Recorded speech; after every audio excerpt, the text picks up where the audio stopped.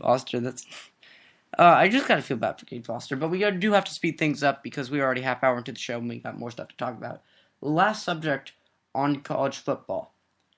It looks like there's going to be 2 at-large bowls left for 3 teams to make it that would be bowl eligible. Washington State, Syracuse, and Pittsburgh likely duking out for the Advocare V100 Bowl in Shreveport, Louisiana, and the Heart of Dallas Bowl in, you guessed it, Dallas. Who's the odd team out? In my projections that I made earlier, I had Washington State on the outside. I had Pitt was the team slipping into the Advocare V100, and Syracuse slipping into, you guessed it, the Heart of Dallas Bowl. I see Washington State on the outside. Washington State's on a very, it's not a big national brand. Fans are far away from these bowls, so I don't see them making it. Yeah, but they've been hungry for 10 years. Noah, what about you? Well, they did get a big win over Arizona that was helpful. And they also beat USC, which are both big games. Came closer than I think a lot of people thought they would against Auburn. So they do make a really good case. And even though I haven't read up on this, if there was, out of the 3, I would like to see Syracuse get left out. But I do think that Syracuse will get in. And I think Washington State will sneak in as well. I agree. Pitt's going to be the one that's left out. Because the people from the Advocare V100 Bowl have been in attendance at 2 of Syracuse's games this year. They're a likely candidate for them. And for the Heart of Dallas Bowl, Washington State has been in contact with them, and Mike Leach is the coach of Washington State. Used to coach at Texas Tech, so there might be some fan base there for just to come out and see Mike Leach. Nonetheless, it's going to be very interesting. And now we move on to the NFL. Breaking news first. Well, not really breaking. It happened 2 days ago. The Houston Texans fired Gary Kubiak. Good move or bad move? No, we'll start with you.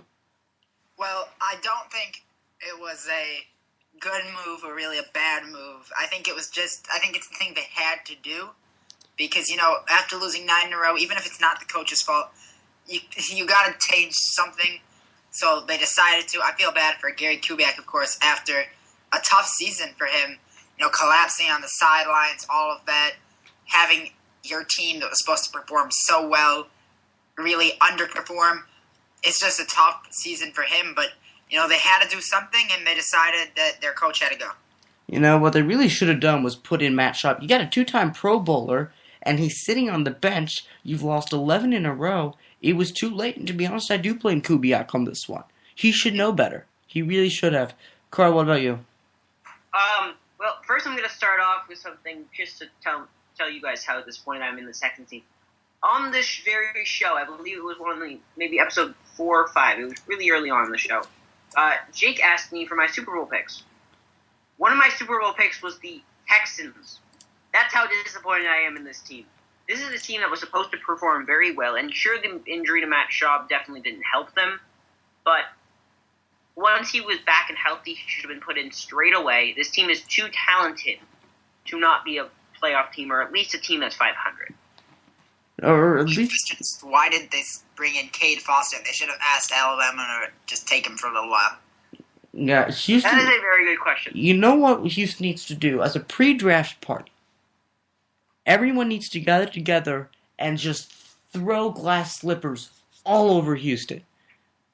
It'll be like the new version of TPing, only with a lot more danger. Where are they going to draft? They're going to draft first, it looks like, but the question is who, and that's going to be our next topic. Maybe on Clowney. They should take Clowney. Oh my... No, you already have J.J. Watt right there. Yeah, I know. Think about how disrupted they will be.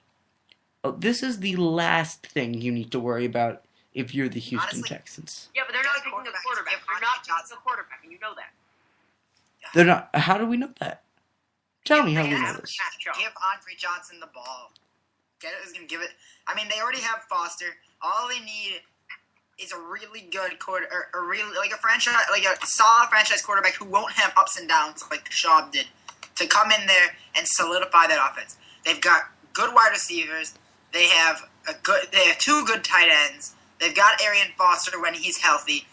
If they get him, they really solidify their offense. But is Bridgewater that guy? That's the If this, I just draft have a guy. That's true. if it is me, I'm picking someone there who is going to be a leader, who is going to come in there day one, or really season one, and bring. No. I'm not that biased. You have to bring in somebody that you can have faith in to carry this team, a proven winner. And the number one proven winner quarterback in this draft is A.J. McCarron. No way. Are you saying they trade down? Are you saying they trade down? Yes, I am saying they trade down. Don't you worry. They're not pick. No, A.J. McCarron's not going first. Don't you worry about that. I'm not insane. That was a little scary. So, A.J. McCarron, you could pick A.J. McCarron in the third round if you wanted to. Correct. I think that's a mistake. I think that would be a mistake by them. I think they need not only. I understand that Teddy Bridgewater may not be as great of a leader, but he is much better of a talent. And I think if you put Teddy Bridgewater in, or if you put A.J. McCarron, which one of the two is more likely to get your franchise back on track towards the playoffs? And I don't think A.J. McCarron is more likely to. I think in the Houston Texans case, they have to go somebody. They don't need to take a huge risk here. This is not do or die for them. If this doesn't work out, they can go right back to Schaub. They still have Case Keenum. This isn't laying everything out on the line. I think A.J. McCarron is a safe pick. It's a good value pick, and you can trade down to get somebody else. All right, and also, Jake. All right, one thing though. What have we learned about winning college quarterbacks? What happened when Colt McCoy went to the NFL? He was terrible.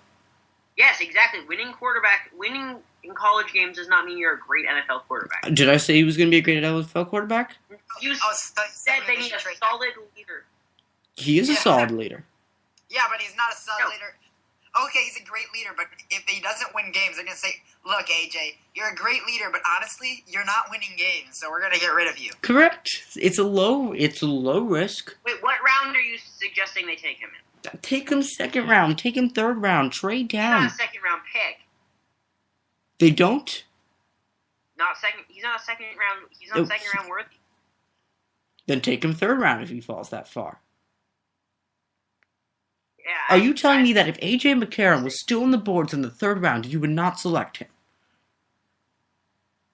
If A.J. McCarron's in the third round, well, the Vikings better have already picked a quarterback. So, depending what team I'm on the Texans. The Texans. Assuming I don't have a quarterback. Yeah. And A.J. McCarron's the best one left.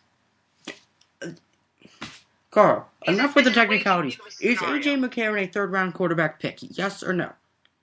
No. Terrible. This is just more of this Alabama disrespect. Bring on Alabama. You will see when A.J. McCarron dismantles the Ducks. It is Duck season. Dismantles. Oh, whatever. Takes them apart like a sledgehammer in a Cinderella story. Noah's computer just sort of shut off, so he'll be back in a few. Moving on in the NFL. Are the Packers dead? Are the Packers dead? Like, fully done, dead, doomed, not going to the playoffs, so they should start being the first half. Here's the question. Because they're currently 5, 6, and 1. They would need to win out, but they would also need some more help. They would need Detroit to lose. Either Detroit loses 2 games, or Carolina collapses. So, are the Packers dead? Aaron Rodgers will not be playing this weekend against the Atlanta Falcons. I think they can beat the Falcons just because this week, even without Rodgers. I don't think they're dead. I think it's very low chance. I think it's less than an eighth of a chance they probably make the playoffs. But I say they're at a point right now they should keep on chugging because I think they're still in a position where they can win this division. No way this team should give up. If Mike McCarthy gives up, listen. Mike McCarthy's an underrated coach. He's won Super Bowl, but some of the things he's done just make you want to pull my hair out. McCarthy can be a very frustrating. He's a painfully conservative coach. If you watch his calls, he has always been insistent on establishing a run game in Green Bay. And to be honest, I don't think he utilizes Aaron Rodgers enough. Would you agree? I don't agree there. I think a run game is very important. I think the Packers, especially with this, you looked when they had a running game, they've been better. I mean, when they win games, they've had a run game. The previous seasons, they were relying so heavy on Aaron Rodgers. You need a game so when Aaron Rodgers is hurt, you don't just die. Oh, right. Like when he was hurt and then Matt Flynn came in and we all barely lost to the Patriots. And then Rodgers came back and then we went on and won the Super Bowl. We went on and won the Super Bowl. I'm back on. My computer has restarted. All right. No, we are talking about the Green Bay Packers. Can you please come here and tell us what you think about this one? Does Mike McCarthy underutilize Aaron Rodgers, and is he too hell-bent on establishing a run game? Oh, so he underutilizes Aaron Rodgers. Okay, no, because he used him basically for the past years without having a run game, and I think he actually wants to build a more even system. I think he wants to make Lacy into a top 10 running back in this league, so they can be a dual threat. And if they used him more, he'd be more likely to get injured earlier on in the season, even though it almost never happens with Rodgers. But I think he's making a good decision by getting Lacy a lot of touches, and I think in the long run it'll pay off. Maybe not right now, but in the long run I think it'll pay off. I'm fine with giving Lacy more touches, but like in the past, when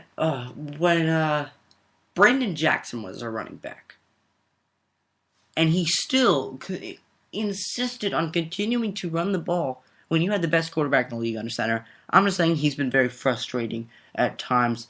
Speaking of frustrating, Geno Smith was benched. He's going to come back. He's going to play against the Raiders. Good move, or is it time to go to Matt Sims? On this one, I'm going to say Geno Smith.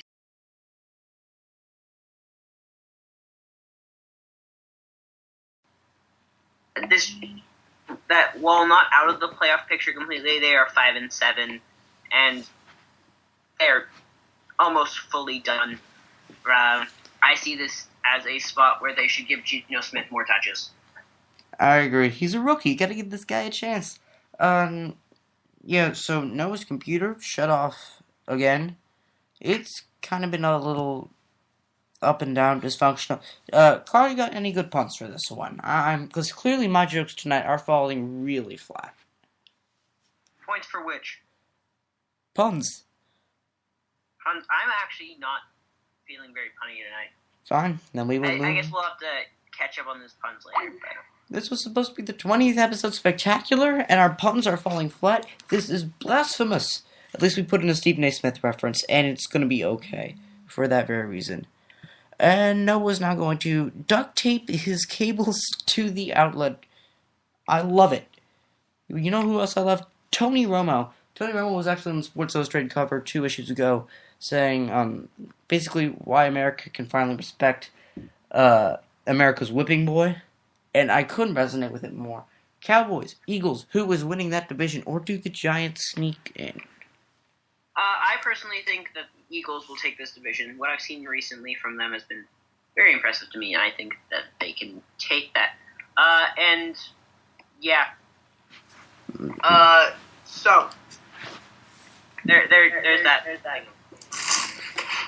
You know, there has.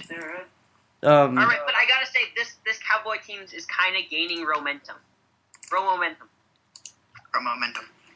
I've had stronger, but it wasn't a bad one.